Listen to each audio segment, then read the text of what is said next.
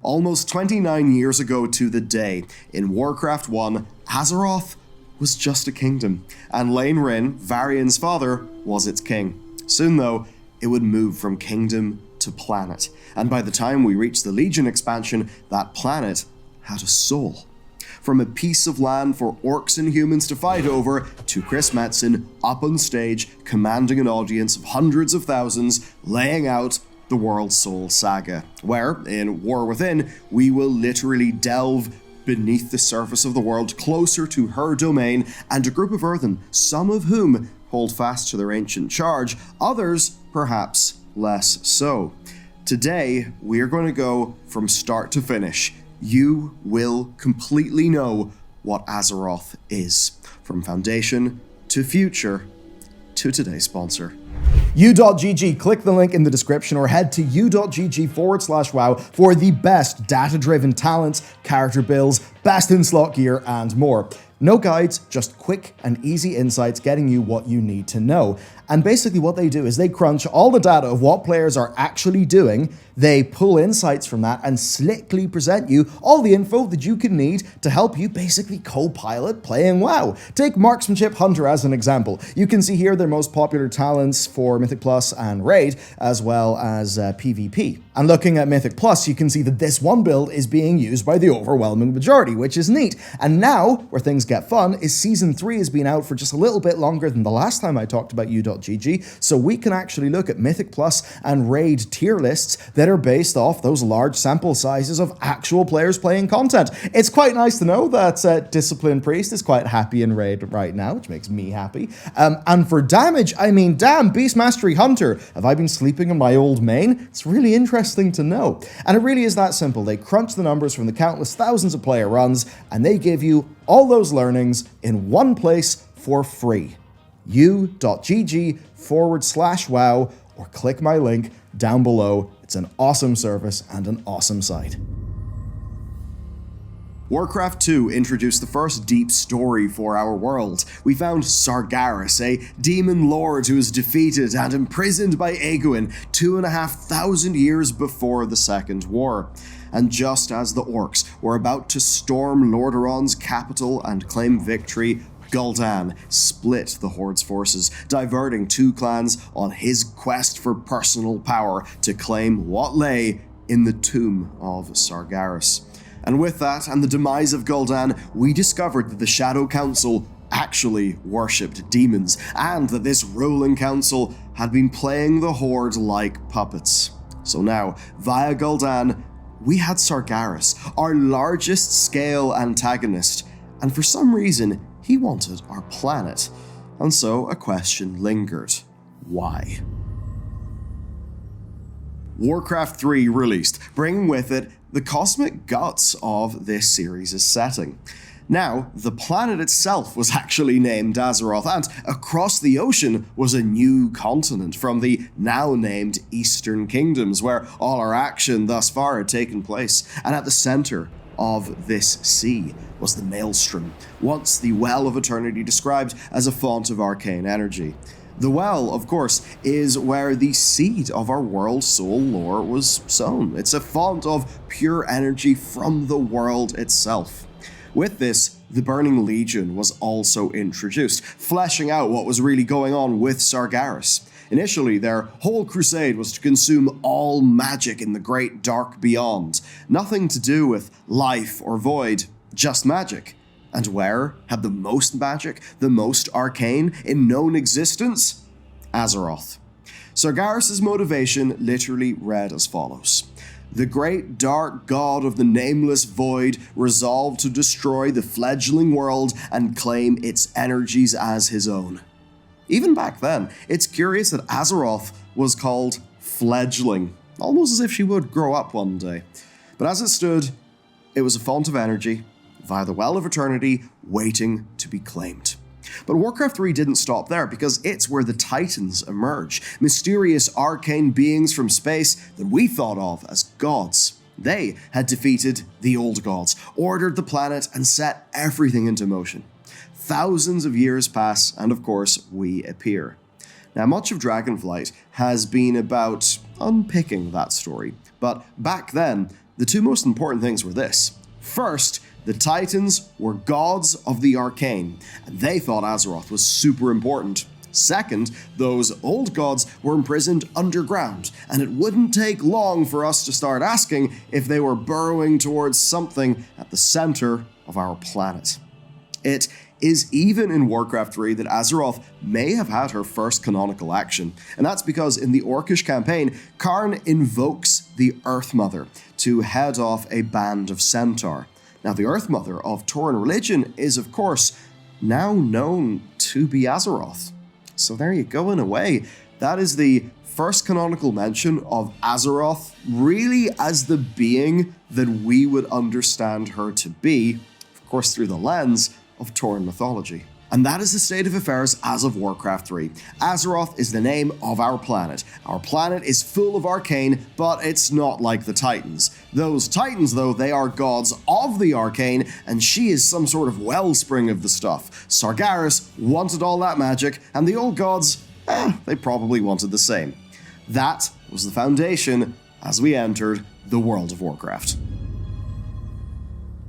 The Tauren have very long known that something powerful lay inside our planet. Right now, lore states that they are essentially some of Azeroth's very firstborn children. One of the first quests in Mulgore is to earn your place in Thunderbluff by passing the rites of the Earth Mother.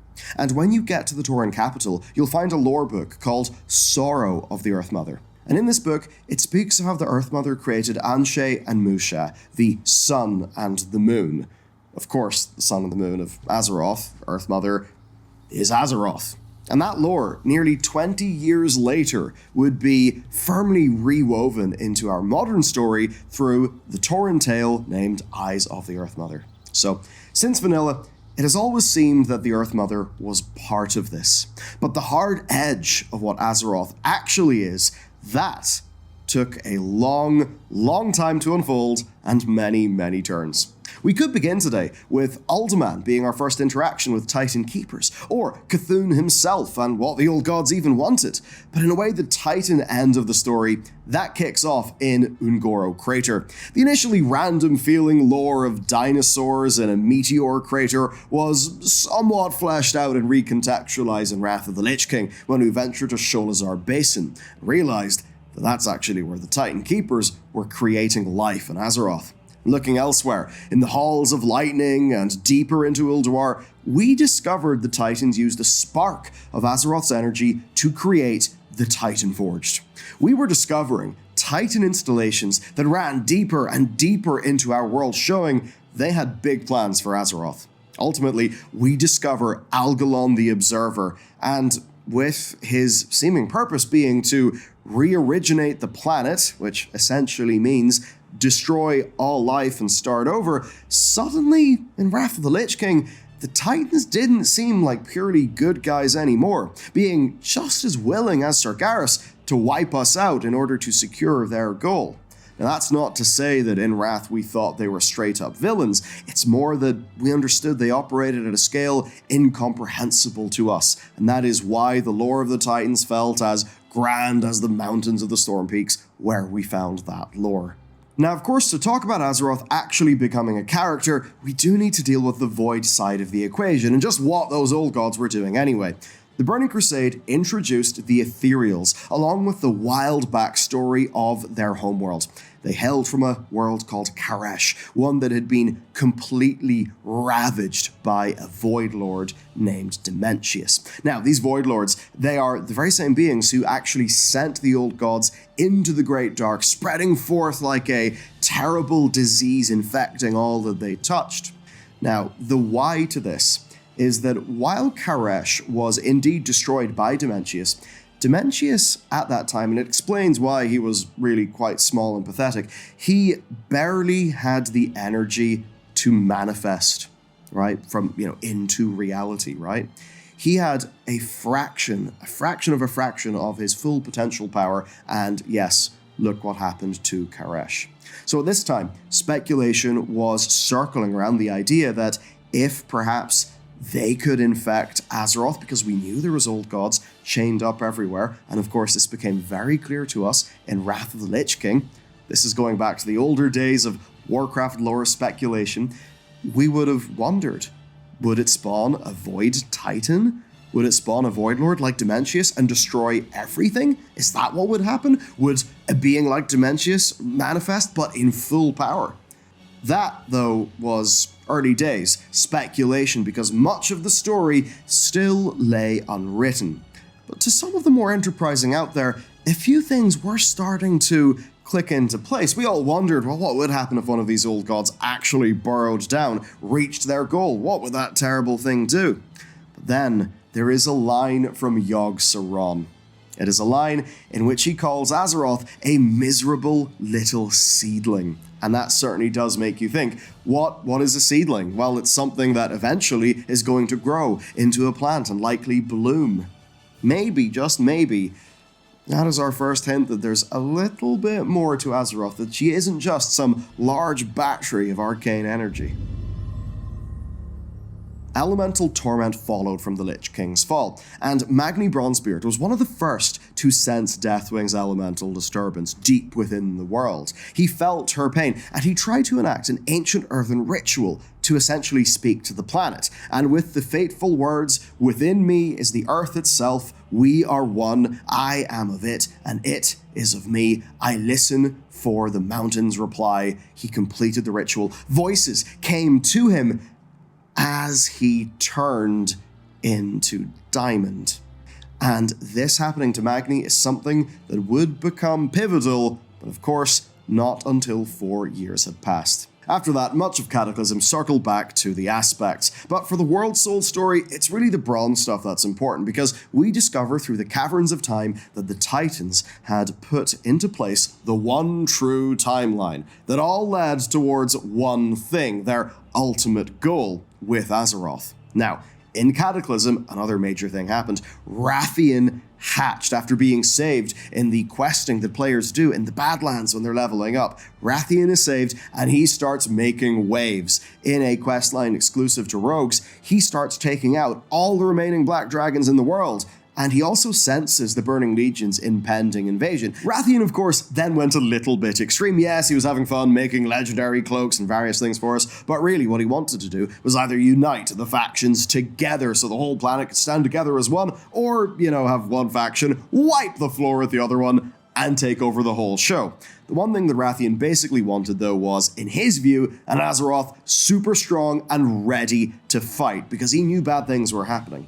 Now, whilst in Pandaria, he ate the heart of Lei Shen, and through story that I'm not going to fully go into right now, basically, through some fun mechanics, within that heart was a part of Aman'Thul's soul. And that is when everything that we players had been speculating about for years locked into place. At a point early in my career doing YouTube, I profoundly remember that scene with Rathian, and after that scene, everything was different. The way we thought about everything just changed, because the voice of Aman'Thul spoke through Rathian and announced, there are a million worlds and one above the rest, that we must rebuild the final Titan. And with that, it started to become clear that world above all others is Azeroth. It is that world, and also, it is the final Titan. This is likely a distress signal sent out by Aman'Thul, just as he and the Pantheon were defeated by Sargeras. In fact, something that happened not long after he departed Azeroth, many tens of thousands of years in the world's past, after, of course, the Titans had finished their initial process of ordering the world's surface. Clearly then, these Titans, they saw Azeroth as their final and only hope. From Mists of Pandaria, either of two expansions could have happened. Blizzard went for doing Warlords of Draenor first, and while there's a lot I'm dying to talk about there, our story properly picks up with Legion. Now, of course, out of Draenor, we did have Khadgar emerging, sort of freshly remade as a new main character in the game, and then Au Gul'dan, who in fact ventured to, what I mentioned at the start of today's video, the Tomb of Sargeras, where his counterpart in our own timeline perished. And that does mean that yes, That is the very same Tomb of Sargeras that looked like this in 1995. As the Legion's invasion loomed, Magni awoke. Bringing Bran and Khadgar to Ulduar, he told them straight up that Azeroth was a Titan and he spoke for her. But there was no time to dwell, because by then, the Legion had returned, Azeroth was their prize. Doomsayers flooded the streets of Dalaran talking about how our world was screaming out. Every reference was to a her now. A person, a being of some form, and one that Sargeras was coming for. Warcraft Chronicle also released around this time, and it was doing heavy lifting in the background, like making the whole World Soul thing canonical. We also learnt that the Titans had been slain by Sargeras, but before the final blow was struck, Aman'Thul begged Sargeras to stop his madness. Aman'Thul said they found a planet that could give them everything they wanted, perfect order in the cosmos. Sargeras didn't care. Or more likely, didn't believe Aman'Thul, and because of that, he promptly ended the Titan Pantheon. However, at the very last moment, Norgannon saved their souls and sent them back to Azeroth, their ultimate and final hope. Everything then was circling in on how important the planet was. We even got a glimpse into Sargeras' true intentions with the jeweled Scepter of Sargeras artifact weapon, because along with that weapon came extensive lore. Its lore explained that after the War of the Ancients, Sargeras meditated on his defeat and was suddenly astral projected to Azeroth. He went to the planet's core, she opened one eye, and they saw each other. And from that moment, Sargeras understood the true nature of our world and became obsessed. There's a key detail there, Azeroth's eye. That's very meaningful, because that story is literally called Eyes and Sorrow of the Earth Mother, and Azeroth's eyes are continually linked with essentially her power, you know? It is a story then that impresses to us the importance of Sargeras' vision and essentially shows us the resulting obsession. And it is that obsession that essentially causes Sargeras to, as our struggles pay off and the Titans capture him in his final, last, spiteful move, try to simply destroy the planet, making sure that nobody else could have what he wanted. Or you could wonder, did it actually go way deeper than that? Because right after Azeroth was stabbed, Azerite began to bleed. And Azerite made us ask way more questions than it answered. Azeroth was on the edge of death, and we got to the Chamber of the Heart, an interface with the World Soul itself, and one so secret the Keepers didn't even know about it. Magni was on hand to get her back in shape, but between the faction conflict and N'Zoth finally getting a shot, the World Soul story was barely relevant to saving her. Yet in reality, all the plot threads in BFA were leading towards one plan, a cosmic scheme that understood what Azeroth was and how to use her. From Helya's deals with Valkyr, Anduin and Sarfang's friendship, to the burning of Teldrassil, all wove into Sylvanas' plan to hand Azeroth to the jailer. Why? Well, we'll not go into the fine details of that just today, but in Shadowlands we discover the fun madness of a broker called Farine. He speculated that there were not 6 forces in the cosmos, that it was more like 8, with an additional creator force and an antithesis force to that creator force. There was also a new group introduced called the First Ones, whose bodies made up the cosmos, but we didn't know if they made Azeroth, or if she made them, or if any of it even matters anymore. Because reading in between the lines of Holly Longdale speaking about how even as a player she felt that WoW's story got off track in Shadowlands, and how Metzen, from what I understand, is essentially pulling WoW into a cohesive direction with the bits that he's got, but firmly into the direction of what WoW kinda should be, I've got to wonder how much of this stuff will A, matter, or B, just be relegated to background and motivation, or maybe just won't be anywhere near as important as perhaps the team thought it would be back then in Shadowlands. Because ultimately we know that in the expansion where this is finally resolved, the final Titan, well, we know it takes place in Northrend, not some strange far-flung dimension or realm. So what Shadowlands all means is this: Sylvanas' life sucked, her own death was worse, but true death basically for her would mean going straight to the Maw, and that was really bad. So to stop that, she ended up siding with the jailer, who had a plan to change the nature of reality himself.